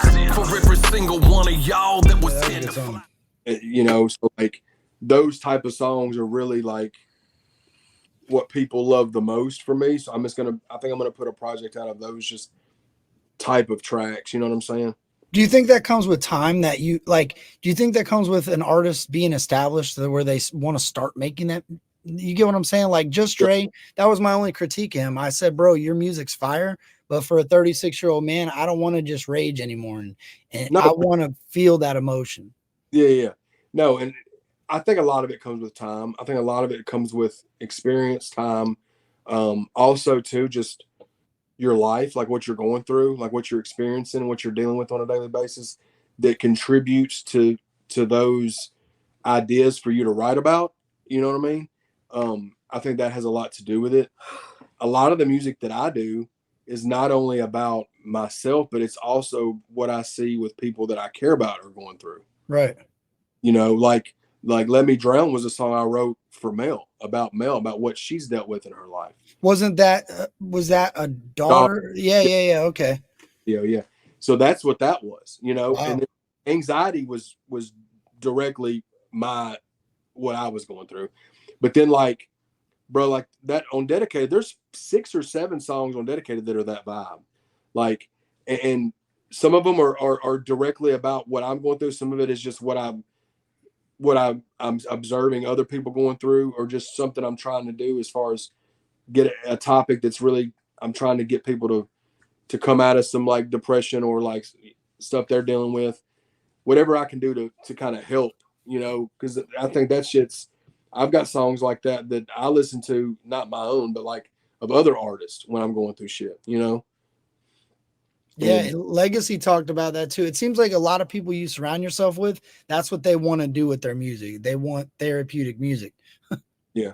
And then and Legacy's new project is that vibe, bro. It's really, really good. And it's you can tell he's put all of his work, his effort and passion into that project. And I'm glad that it came out the way it did, and I can't wait for everybody to hear it. But yeah, man, it's definitely makes it worth doing when you get those kind of comments and stuff like that, because then you're like, well, you look at a view count and you're like, oh, this has got 10,000 views on it. That's really cool. But then you're like, you don't know where those 10,000 views are coming from. You don't know what the people that are watching it, you don't know how important that view was to them people. Right. You're just a number or an algorithm or trying to, you're getting lost. And I'm the worst at it, bro. As an artist, you live and die as an artist by your numbers, as far as if it's your livelihood, if it's this, so like you may think, well, this didn't do as good as I was hoping, but then then somebody comes up to you at a show and is like, man, this song kept me from doing some bad stuff, man. This song kept me from doing something to myself. And then you're like, oh my God. And then I'm sitting there worrying about, oh, well, it don't have you just don't ever know, bro. You don't Ain't that crazy that music can do that? Yeah, man.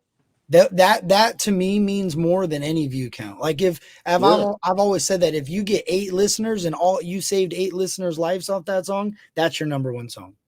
No, for sure. Yeah. And that's the way everybody and I'm just now getting to start looking at it that way, because it's just hard to not look at it the other way when you're as an artist, and even a content creator, not even just an artist, but like content creating. If you're doing content that's motivational, or it's this that you're really passionate about, and you're not seeing it get the looks that you think it should, it does get frustrating. But when you start to put it in perspective as to, man, this only has this much, but it saved this person's life, like that's more valuable than any fucking amount of monetization from YouTube or right. or dollar sign, or because that's just wild to think that music can really do that, bro. But I've gotten so many of them type of messages in my career that makes it worth doing, because I've wanted to quit 4 or 5 times, bro. I've thought about quitting. I've talked to Mel about quitting, and I just always, it's just because you're frustrated and you just push through. It's just like any job, bro. You'll go to your job one day, but I don't want to quit this month. Yeah, well, I don't want to be in this fucking place, but you got to be there because you got to provide, right?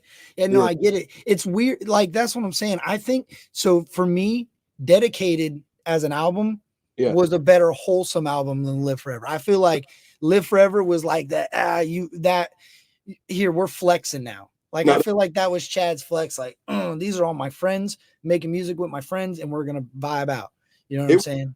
Our game is the way I look at it. What best way to look at it?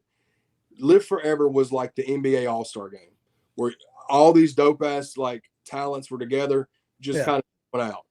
That's what Live Forever is. And Dedicated was regular season. Yeah, Dedicated was regular season, playoff, whatever you want to call it, but like the grind, but like Live Forever was the All-Star weekend. Right. It's, you know what I mean? It was the dunk contest. It was that kind of shit. And I'm so glad you said that, because that's exactly how I wanted it to be. That's why the energy's high on the majority of the album, except for 4 or 5 songs. That's why the features are so heavy. All of that. The album cover even fits it, like the old flex of the fitted hats. Even you can make it. It could be a trucker hat. You don't know because it's spun around. Yeah. Yeah. But No, the vibe definitely was there, bro. And it sucks because I get what you're saying. That Live Forever probably is doing really well in the first beginning release in comparison to Dedicated. When Dedicated, you were pouring your heart and soul into this, fucking ripping paper, shredding, and then here this one, you're slam dunking contests and writing, having fun with your friends, bro. It's crazy how the internet works. Yeah, but the good thing about it is that with it being all attached to me as an artist, people are going and finding Dedicated now. Because they heard me on this guy Chad did a song with Adam Calhoun and Lil White and Justin Time, and then they're finding, oh, he has all these other albums, and then he's got this song. So like, I've been getting a lot of those comments and stuff too, like people finding me through some of the other feature songs. So like, and how many songs do you have? 3 hours on Spotify? Is that what you said? Oh no, I've got 51 hours of music on Spotify, bro. Yes. So now, see, that goes back to what I said. So now people are like, holy crap. That's the long haul you were talking about. Like you've been back from Tennessee and let's not have to play a song in my catalog twice. No way, dude. It's insane, bro. It's crazy, man. Yeah, but it's and not all of them are the best songs, you know. Yeah, it ain't about that. That's the growth. You get to listen to the growth. But see, that's why I put all of those albums on streaming platforms, because a lot of artists, and there's no right or wrong to it, a lot of artists don't want their older stuff on there, the imperfect stuff, the stuff that it may not be that great. I'm like, here's what I got. There's some stuff they put on because they wasn't finished or the audio quality just wasn't good. But like, even you're gonna get to see my imperfection. You're gonna get to see 2003-4 Chat Arms when he didn't know how to structure bars. His delivery was trash. You know what I mean? But people still like that stuff, bro. They still like the old stuff. They're like, man, that old stuff's dope. Because it's just shows how different things were, you know? Yeah. Without a doubt, bro. It shows it's hip hop, dude. It's like the growth of the hip hop, man. Like you're changing with times, you're getting better with times. It's awesome. Yeah, man. I appreciate that. I appreciate you having this conversation with me. This has been dope, man. I appreciate it. Yeah, it really has. Last thing, man, and I'll let you go. But so what is the direction with Show and Prove with the label? Like I don't know if it's been released, but I see Leroy. It looks like he's now Show and Prove. Yeah. So with Show and Prove, the way that we do it, man, is like everybody. It's a family thing. Like whenever somebody drops a project, me and Squints don't take no money. It ain't nothing like that. It's all. That's why it's all the people that we're friends and family with already. We're just doing whatever we can to help them along. That's all that it is. Like Leroy's been extended Show and Prove for 2 years since I met him. Like Legacy, Tin Man, Chucky, all of these have been homies since I've known them. They've always been extended family.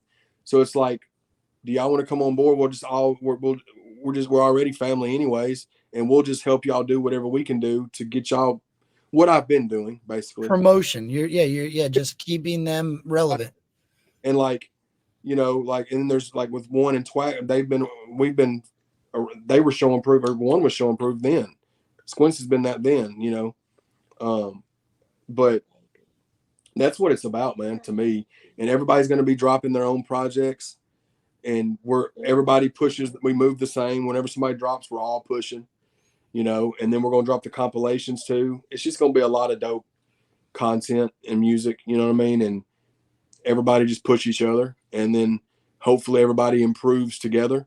Yeah, that show and prove mentality. Like your idea, like show me, like the show me state. Like do you know what I'm saying? Like you're not gonna come in here and say this is what you're gonna do. This is what you're going to do. Like, yeah. That's what's up, bro. Yeah, and everybody, you know, has full creative control of their own stuff. It ain't nothing like that. It's like, what can I do to help? You need me to do this. You need Squints to shoot you some visuals. You need this, you need that. Like whatever y'all need, let's do it. Let's make it happen. Y'all want to come get on the podcast? Y'all want me to come interview y'all? Y'all need contacts for this? It's just share, like that's brilliant, bro. That is brilliant marketing, dude. Yeah. We're already family anyway, so why not why not bring each other up? Like y'all back, Tim, man, you back doing music? Hey, come on, let's go, dog. Let's go. You're too dope to not be heard. So we probably are going to get like the old school hip hop Show Improve Entertainment album, right? We got to get one of those. The big S&P compilations, what they're going to be is each artist will have a song to submit to the project, however they want to do it. If it's a solo track, if it's featuring some people, whatever. And then we'll probably have a cut or two on there that's like different combinations of the group, of the camp, you know. And we're going to try to roll those out every month, like starting. Yeah. So like, damn, you know, because that's a song a month. Everybody has to come up with something. Oh yeah, it's only one artist creating one song, and then you're just, oh yeah, that ain't that bad. Yeah. You got me, One, Twack, Chucky V, Leroy, Legacy, Tin Man, and then Squints will be featured on one of them somewhere. So like, because like that right there, bro. You can put out a lot of music and a lot of quality music quickly with that lineup. Yeah, no, for sure, man. And everybody's already got stuff in the cut that we can throw. You know what I mean? If they want to throw in there, they can. So it's like that's the cool thing about it, man. But I'm looking forward to that too. I'm looking forward to all the stuff everybody's got working on. You know, one's dropping October 27th, and then we're just gonna keep things moving after that. We're gonna drop the single with Church probably by Thanksgiving. It's called On a Whim. It's really dope. Same producer, same producer that did Work and Live Forever did that one. But Church 3030 mixed it, or he mixes and masters everything I do. Except how did you? Yeah. Go ahead. Unless I'm working with Stoner, Dub mixes and masters everything. How did you get that? I did want to ask that. How did you get that relationship? Was that there before Dub was doing a lot of the country rap stuff, or did you? Leroy. Wow. So Leroy was he had already did album 1 and album Dose with Dub. Dub and Stoner, I think, did a lot of it. And then in July of 21, when I was doing all those Damn the Life of Leroy, I had bought some beats from Dub when I found out who Dub was, because I'd heard his tag on all Leroy stuff. So I was in the market for buying beats. I bought a beat from him and kind of just started from there. We'll tell you what it was. I bought a beat from Dub. The tribute that I did for Worm, Forever Whistle, is a Dub beat. That was like April of 2021. That may have been one of the first ones I bought from him, alongside of some other stuff with Leroy. But that's how that happened. And now me and Dub are like Batman and Robin, dog. Yeah, that's crazy, bro. That dude's put out and that's Leroy saying Dub 3030 in there, ain't it? In the beginning of all the beat tag. I don't know if it's him or I don't know who it is. I've always thought that was Leroy, and I'm like, man, that's nuts. Yeah, I never asked Dub that, but Dub's like my dog. I mean, me and him are like locked in, bro. Like he's the one that he's always, and not just with me, with now him and One are like that. Him and Leroy are like that, and you know, like whatever we need. Dub's such a beast, bro. And you talk about consistency. There's nobody. Is unmatched, bro. The work ethic that dude has makes me look like I'm bullshitting. Just he's a producer, so it's a different grind, but it's an even harder grind than an artist, bro. Producer.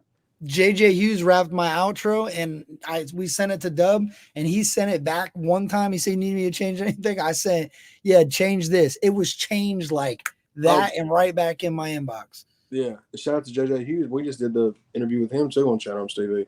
Yeah, that kid works too, man. He does all that. Him and Just Trey are very similar. Yeah, I like JJ a lot, man. He's me and him's been talking about doing that interview for a minute, and it was just a timing thing. And yeah, I was like, I'm not. Yeah, I mean, I was just sound click for us. Yeah, like I didn't know how the process worked. Like I just figured, I just snatch this beat and go and fucking. I didn't have any money mindset in me. It was just him and his girl came down here to visit Nashville, and we did that interview. But salute to that kid too, man. He's doing well, man. He's being consistent as hell. That's what I was telling him.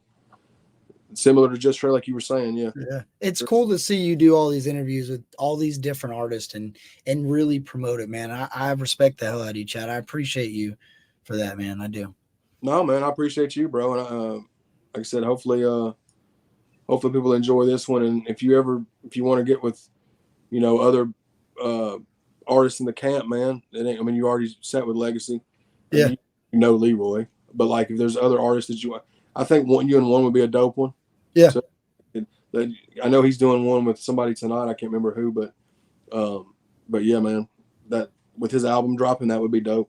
I'm down. I'll be honest. Like I watched before I started doing YouTube, I watched a lot of your interviews and the stuff that you were doing, and I seen the church ones, and I was like, yo, I want to do that. I think that that's badass. And the jelly stuff really because you just started with a camera. Like, so now I have videography ideas. That's why I do my little bopping intros in the front, just because I feel like I can understand edits, understand the movement of the camera. Like you inspire a lot of people, Chad, and I really appreciate that. I appreciate you, man. I'm glad that I could, man. And like I said, just keep doing what you're doing too, bro. Keep being consistent, man. You have been since I've been watching it, so just keep doing that, bro. Yes, sir. I appreciate it. And I thank you for coming on, man. I really do. Yeah, man. Let me know if you need anything else from me, bro. I appreciate you, dog. Yeah, anytime you got any new music coming out, anything coming, let me know, and I'll promote it the best I can on my channel. Hell yeah, bro. Well, actually, I've got a music video dropping for Starter Jackets October 20th. So I'll send you over. Well, you've heard of the song, but no, I'll react to the video because I can only imagine. I remember those Starter Jackets. Everyone had one. Oh, dude, yeah. The bars in that one's crazy, bro. But yeah, it's dropping this Friday, October 20th, and one drops tonight. Yeah, one just dropped the lyric video to "Heaven Is My Goal." That's another one you need to do. Stumbling over me, heaven is my goal. They seeing the cheese, they seeing the G's. Inside the show, they didn't believe. Now they want to pee, and you know how it goes. The hate is free. Okay. Super fire off his EP, and then one's got one more thing. One's got that Step On It video dropping the 26th. So there's of October. Yeah, of October. Yeah. Okay. Leroy, it's fire. You got anything else coming off of your album, like music video wise, like a Stone Cold music video? Oh God, that'd be amazing. Starter Jackets is the next one off the album that's dropping, the music video. I'm trying to figure out what other music video I could potentially get. Just with so many of them being features, it's just working that. That would be the most epic video ever if me, White Calhoun, and Justin could do that. Now I could potentially maybe get something. I don't know. I know Justin's birthday bash is in January, and I'll be up there at that. So I don't know, maybe, dude. You never know. It's not, and it's nice and cold, so you can kind of, because I know I see you getting all fitted up, bro. You got one of the best styles in the game, in my opinion. You always got the hat to match the shirt, like you're always fitted up. Yeah, appreciate it, bro. Yeah, I'm gonna see what if we could, even if it's just like a studio type video or on stage type, but that'd be fire, bro. Yeah, it would. I don't know. But yeah, man, I appreciate you coming on, Chad, and man, it was good. It was good talking to you. Yeah, bro. Appreciate you, dog. You have a good day. You too, man. The new single from Worm and myself, Origami, is on all streaming platforms. Y'all go get that, man. Stream it, run it up. R.I.P. Wizzle. We dropped it on his birthday, 7/14. So y'all go get that, man. Support that. Man, Leroy's gonna fucking kick your ass. What are you gonna do if they don't support it, Leroy? Well, if you're short enough, I'll kick your ass. But if you don't go support it, I'm gonna shoot you. Oh, he can't kick my ass. Well, fucker, I can shoot you. I can shoot you. I can fucking shoot you. Oh, you bench what? Bang!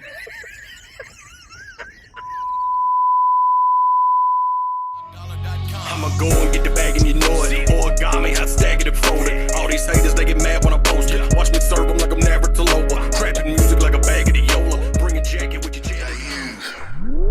I say, who the best in the game? Captain Kurt reacts. Captain Kurt reacts. I say, who the best in the game? Captain Kurt reacts. Captain Kurt reacts. I say, who the best in the game?